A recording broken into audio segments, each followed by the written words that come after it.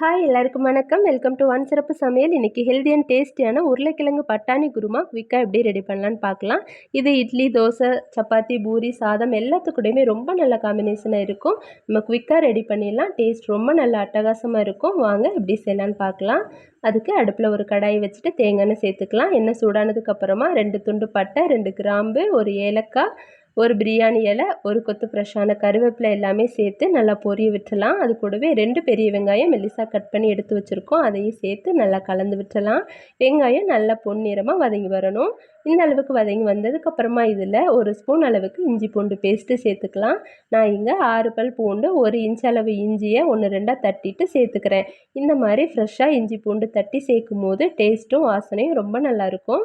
இப்போ அது கூடவே 1 கப் அளவுக்கு பச்சை பட்டாணி, 2 உருளைக்கிழங்கு கொஞ்சம் மீடியம் சைஸாக கட் பண்ணி தண்ணியில் போட்டு எடுத்து வச்சுருக்கோம். அதை இது கூட சேர்த்துக்கலாம். இங்கே நான் பச்சை பட்டாணி ஃப்ரெஷ்ஷாக சேர்த்துருக்கேன். நீங்கள் இல்லை அப்படின்னா பச்சை பட்டாணி 8 மணி நேரம் ஊற வச்சு 6 விசில் விட்டு வேக வச்சுட்டு அதுக்கப்புறம் இது கூட சேர்த்துக்கலாம். இப்போ இது கூடவே இந்த உருளைக்கிழங்குக்கும் பட்டாணிக்கும் அளவாக உப்பு சேர்த்துக்கலாம். சேர்த்துட்டு இது கூட மசாலாஸ்லாம் ஆட் பண்ணிக்கலாம். 1/4 டீஸ்பூன் மஞ்சள் தூள், 1/4 ஸ்பூன் அளவுக்கு மிளகாய்த்தூள், 1/2 ஸ்பூன் மல்லித்தூள், கொஞ்சமாக பெருங்காயத்தூள் சேர்த்துக்கலாம். மிளகாய்த்தூள் கம்மியாக சேர்த்துக்கோங்க. இனி நம்ம பச்சை மிளகாய், மிளகு எல்லாமே அரைச்சி சேர்க்க போகிறோம். அதனால் பார்த்துட்டு அளவாக சேர்த்துக்கோங்க. சேர்த்து நல்லா கலந்து விட்டுலாம். இந்த மசாலாவோட பச்சை வாசனை போக கலந்து விட்டுக்கலாம். ஒரு நிமிஷத்துக்கு இந்த மாதிரி கலந்து விட்டோம்னாலே போதும். இப்போ இது கூடவே ஒரு பெரிய தக்காளி பழம் மெல்லிசாக கட் பண்ணி எடுத்து வச்சுருக்கோம். அதையும் இது கூட சேர்த்துக்கலாம். சேர்த்துட்டு நல்லா கலந்து விட்டுருங்க. அந்த தக்காளி கொஞ்சம் சாஃப்டாக வதங்கி வரணும். அந்த அளவுக்கு வதக்கி விட்டுக்கலாம்.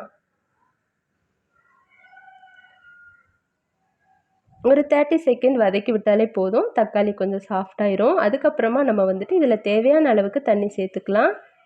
நான் இங்கே 1 டம்ளர் அளவுக்கு தண்ணி சேர்த்துக்கிறேன். அப்படி இல்லைன்னா நீங்கள் இந்த பட்டாணியும் கிழங்கும் மூழ்கிற அளவுக்கு தண்ணி சேர்த்துக்கோங்க. தண்ணி சேர்த்து ஒரு மூடி போட்டு மூடி ஒரு 10 நிமிஷத்துக்கு மீடியம் ஃப்ளேமில் வச்சு விட்டுடலாம். அது வேகட்டும். அந்த டைமில் ஒரு 4 ஸ்பூன் அளவுக்கு தேங்காய் துருவல், 6 முந்திரி பருப்பு, 1 ஸ்பூன் கசகசா 1/2 மணி நேரம் ஊற வச்சு எடுத்து வச்சுருக்கோம். அதையும் சேர்த்துக்கலாம். சேர்த்துட்டு அது கூடவே 2 பச்சை மிளகாய் சேர்த்துக்கலாம். நீங்கள் உங்கள் காரத்துக்கு ஏற்ற மாதிரி பச்சை மிளகாய் சேர்த்துக்கோங்க. இப்போ அது கூடவே கொஞ்சமாக கல்பாசி, 1 துண்டு பட்டை, 2 கிராம்பு, 1/4 டீஸ்பூன் மிளகு, 1/2 ஸ்பூன் ஜீரகம், 1/2 ஸ்பூன் சோம்பு எல்லாமே சேர்த்துட்டு நல்லா ஃபைன் பேஸ்ட்டாக அரைச்சி எடுத்துகிட்டு வந்துக்கலாம். இப்போ பாருங்கள், இந்த அளவுக்கு நல்லா நைஸாக அரைச்சி எடுத்துகிட்டு வந்துக்கிறோம். இதை வந்துட்டு நம்ம வெந்துட்டுருக்கிற உருளைக்கிழங்கு பட்டாணியில் நம்ம சேர்த்துடலாம். இப்போ ஓப்பன் பண்ணி பார்க்கலாம். பாருங்கள், ரொம்ப நல்லா சாஃப்டாக வெந்து வந்துருச்சு. நம்ம ஃப்ரெஷ் பச்சை பட்டாணி சேர்த்துருக்கறனால சீக்கிரம் வெந்து வந்துடும். இல்லைனாலுமே நம்ம காஞ்ச பச்சை பட்டாணியுமே ஊற வச்சு வேக வச்சு தான் சேர்க்க போகிறோம். அதனால சீக்கிரமாகவே வெந்து வந்துடும். இந்த அளவுக்கு வெந்தால் சரியாக இருக்கும். இப்போ இது கூட நம்ம அரைச்சி எடுத்துகிட்டு வந்துருக்கிற தேங்காய் மசாலாவை ஆட் பண்ணிக்கலாம். தேங்காய் மசாலா சேர்த்துட்டு கொஞ்சமாக தண்ணி அலம்பி அதையும் இது கூட சேர்த்துக்கலாம். நம்ம முந்திரி பருப்புலாம் சேர்த்துருக்கிறனால கொஞ்சம் திக்னஸ் கிடைக்கும். அதனால் கொஞ்சமாக தண்ணி சேர்த்துட்டு நல்லா மிக்ஸ் பண்ணி விட்டுருங்க. மிக்ஸ் பண்ணி விட்டுட்டு இந்த ஸ்டேஜில் உப்பு பத்துதா இல்லையான்னு செக் பண்ணி பார்த்துக்கோங்க. சப்போஸ் உப்பு பத்தலை அப்படின்னா கொஞ்சமாக உப்பு சேர்த்துக்கலாம். உப்பு சேர்த்துட்டு நல்லா மிக்ஸ் பண்ணி விட்டுட்டு ஒரு லிட்டு போட்டு மூடி ஒரு 3 நிமிஷத்துக்கு கொதிக்க விடுங்க. அதிகமாக கொதிக்க விட வேணாம். தேங்காயெலாம் சேர்த்துருக்கிறனால ஜஸ்ட்டு 3 நிமிஷம் கொதிக்க வச்சோன்னாலே போதும். ரொம்ப நல்லா கொதித்து வந்துடும். இப்போ 3 நிமிஷத்துக்கு அப்புறமா நம்ம ஓப்பன் பண்ணிவிட்டு பார்க்கலாம். பாருங்கள், நல்லா கொதித்து வந்துடுச்சு. திக்னஸாகவும் ஆயிடுச்சு.